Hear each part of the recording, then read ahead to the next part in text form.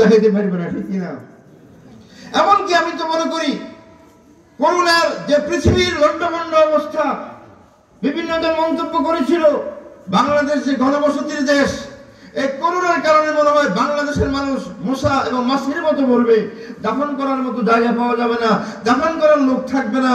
কিন্তু আমি তো মনে করি একমাত্র শেষ রাত্রে হেফজখানার এই নাবালিগ বাচ্চাদের কোরআন তেলাওয়াতের উসিলায় আল্লাহ তাআলা কুদরতি হাত দিয়ে বাংলাদেশকে বাঁচাই দিয়েছে, ঠিক কিনা বলেন?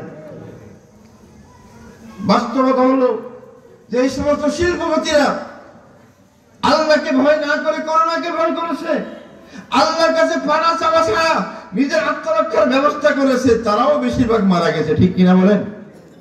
বড় ডাক্তার, বড় ইঞ্জিনিয়ার, বড় শিল্পপতি যারা মৃত্যুকে ভয় করেছে, আল্লাহকে ভয় করে না, যারা বাঁচার চেষ্টা করেছে কিন্তু আল্লাহকে রাজি খুশি করার চেষ্টা করে নাই, তারা এত সুরক্ষিত জায়গায় থাকার পরেও বাঁচতে পারে নাই। অনেক বড় লোক করোনাকালীন মারা গেছে, অনেক ডাক্তার ইঞ্জিনিয়ার মারা গিয়েছে। কিন্তু যারা খেটে খাওয়া মজুর, যারা বস্তিতে বাস করে, গায়ের সাথে গা লাগাইয়া থাকেন, যাদের কোনো পরনে সুন্দর কোনো কাপড় নাই, খাবার কোনো ভালো ব্যবস্থা নাই, বাড়িয়ে সারিয়ে গড়াইছে, আল্লাহ তাআলা এদেরকে বাঁচাই দিয়েছে।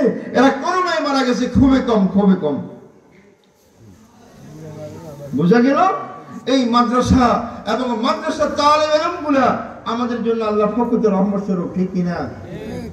এই জন্য যেখানে যে মাদ্রাসা হবে এলাকাবাসী প্রত্যেকটা মানুষের দায়িত্ব ওই মাদ্রাসাকে জানে প্রাণে ভালোবাসা এবং যতটুক পারা যায় সর্ব সাইডে মাদ্রাসাকে সহযোগিতা করা। কারণ মাদ্রাসাওয়ালা আমাদের উপর বিশাল এহসান করতেছেন।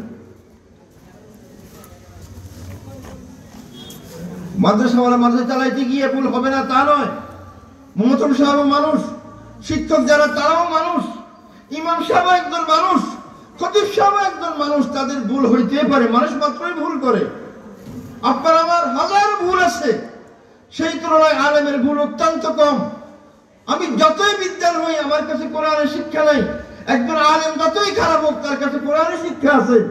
এই জন্য আমার উচিত হবে কোন ভুল ত্রুটি কোনো সময় হয়ে গেলে সুন্দর ভাষায় খায়ের গায়ে হিসাবে গিয়া আস্তে মোহতরম সাহেবকে বলা, ইমাম সাহেবকে বলা, খতিব সাহেবকে বলা, হুজুর মনে হয় একটা ভুল হইতেছে, ভুলটা কোনো সংশোধন করলে ভালো হয় কিনা।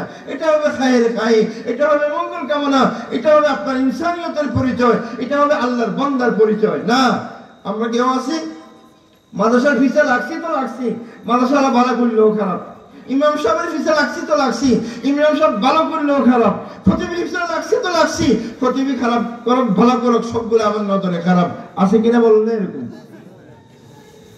আর মাশাআল্লাহ বলতে গেলে অনেকের গায়ে লাগবে।